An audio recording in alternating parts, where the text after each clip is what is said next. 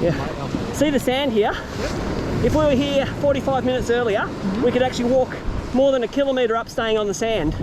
But because the tide's a bit high now... Right, so what is the tide doing? It's coming in. High tide's at 2. 2, right. So what's the best fishing you found? From 3 hours before high. Yep. Lately it's been 3 hours before high tide through high. So from 11 o'clock today through until 2, although yesterday, 2 hours after high tide yesterday, I was still catching fish. So I got the first fish. We're about 900 metres from the car. Oh, he's off. I'm using a 60 gram tungsten and that fish was over a kilo. I'm going to put an 80 gram jig on with the big hooks. The reason the hook's pulled is because the 60 gram tungsten's got such small hooks. Time for bigger hooks. Trent is using a 9-foot Nobi X5 with a saltwater Shimano saltwater Stella 6, not a Stella, Stratic 6000, and he's just hooked his first fish on the 60 gram tungsten.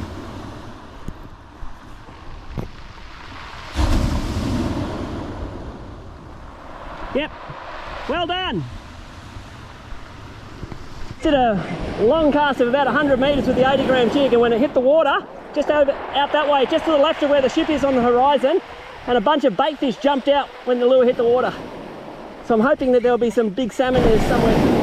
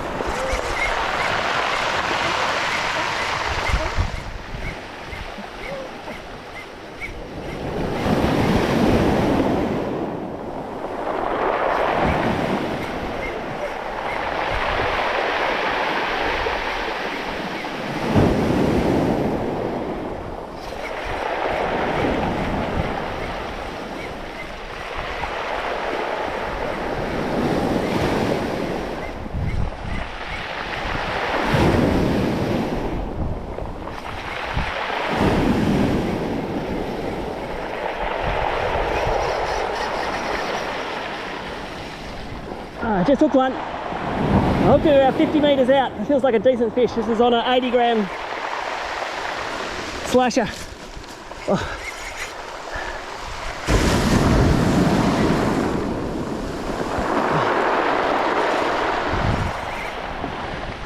Oh, jeez.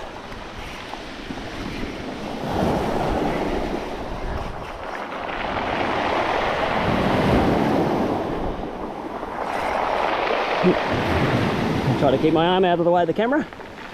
Oh, he's a powerful fish. Oh.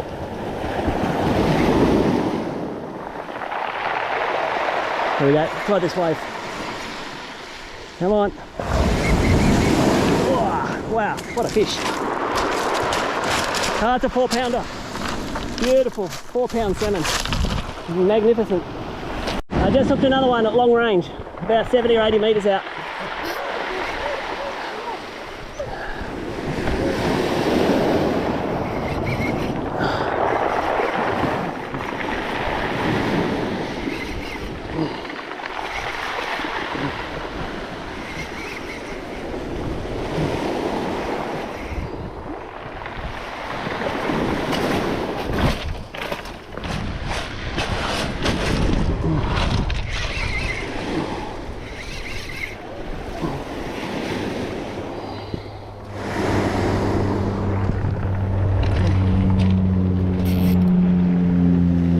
Comes a wave.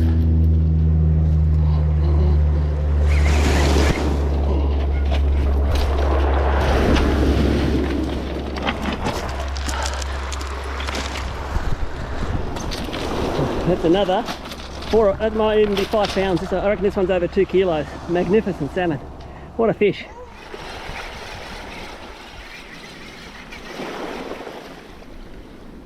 So right on high tide now.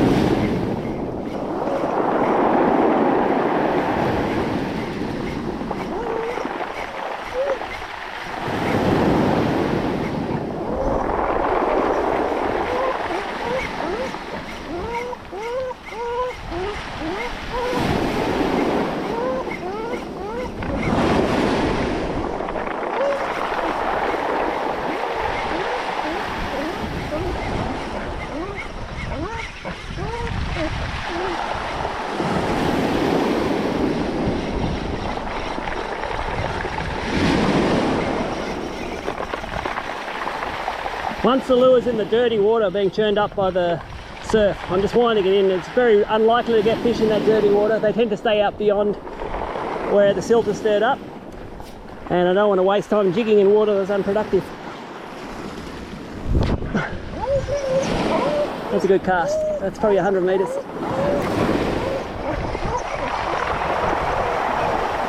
I moved up a couple of 100 metres along the beach to just past the basalt reef, which is just right where the reflections of the sun is on the water, is where the basalt reef is. And this is my first cast out past the reef, and I've got a fish. I don't know how big it is. Oh, it's about a kilo. I just wait for a wave. Here comes a wave and I'll wash it up. Here we go. Oh.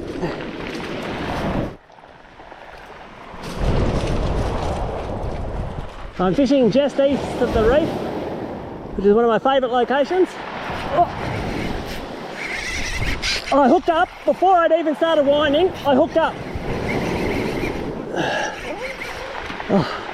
So there must be 2 casts, 2 fish. There's got to be a school here, which is what I was hoping, which is why I came this far up the beach. Oh, this feels a lot bigger than the one I just caught, which is about a kilo. The one I just got's about a kilo. This feels like a much bigger fish. Oh, he's off. Oh, he got off. I got him in about 60 metres and then he got off. The hook's pulled. I'm just going to check them to make sure that all the hooks are sharp. I might not have struck hard enough when I felt the fish on. Normally, like if I'm jigging and I feel this, I strike really hard. But because I got hooked up before I'd even started winding, I didn't actually strike it hard enough. Oh, that one's blunt. That one's okay. And that one's okay. So one of the hooks on the head is a bit blunt. It must have hit a rock. So I'll whip out my sharpening stone. It's that one. Just get a little bit under the hook, just on a 30-degree angle like that, and then put it in the groove. Just do a couple of strokes down the groove, just to get any burrs off the point of the hook. Nice and sharp.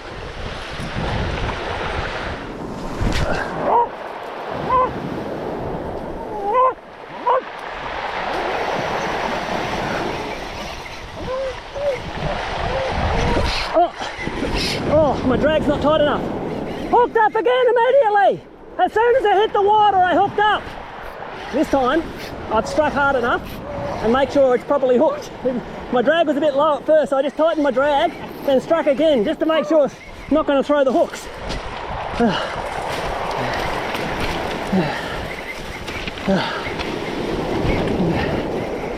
I lost a 2-kilo fish on that previous cast. I had a blunt hook. So the reef, see where the sun is on the water? That's where the reef is. So we're casting just out to the right of the reef. There's a school there. Every cast I'm hooking up. So we're jumping out 2 casts out in front of me. I couldn't get out. Oh, here you can. That first salmon I got here was about 40 metres.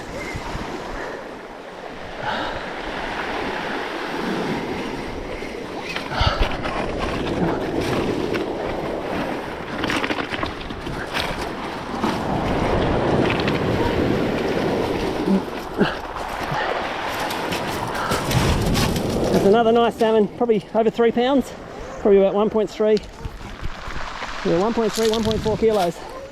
There's a school of salmon out in front of us, 50 to 100 metres out. And I'm getting hits or hooking up just about every cast at the moment.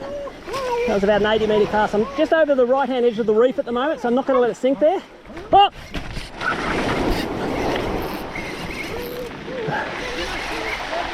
I can't hear you!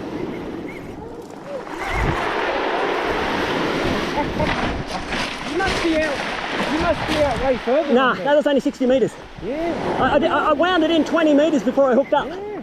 It's only 60 metres. They wouldn't be this whole. I'm actually over the reef. The right hand side of the reef is cobbles, and that cast landed over the reef, so I didn't let it sink. And I hooked up after about 20 handle turns. So about 20 metres.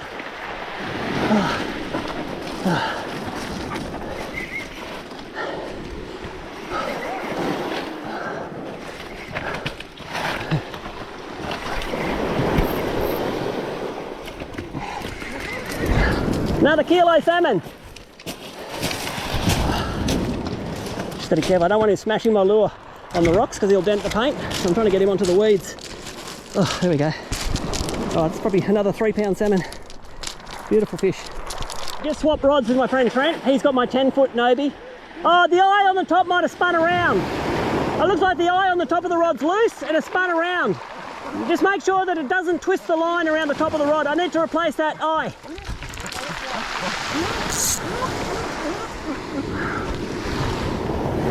So yeah, I'm using a 60 gram jig on a lighter rod, and I've got, it looks like about a 3 or 4 pound salmon on. Oh, hooked him about 60 to 70 metres offshore. See what I mean about the hooks holding? The bigger hooks, they hold the fish better than the little hooks. I'm just waiting for a wave, because if I try to pull him up without a wave, the hooks might pull. Here we go. Oh, he's solid. He's a 4 pounder. What a beautiful, oh look how fat he is. He's a monster fat salmon. I've gone back to using my 10-foot, I'm on the camera. I've gone back to using my 10-foot Nobi X5.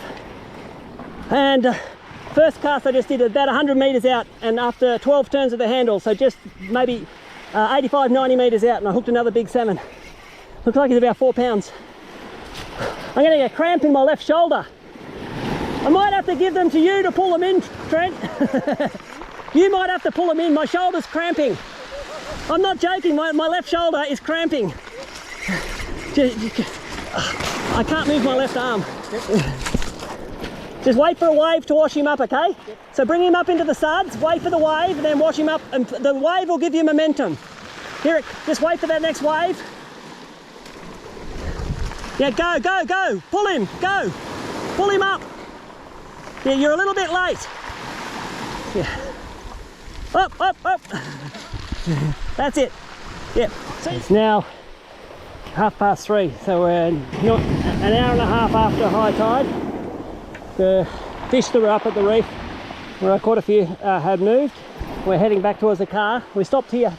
Just beyond where Trent is the sand spit that goes out, and to the left of the sand spit here, the water's deeper, and we often get schools of salmon here, even 2 or 3 hours after high tide.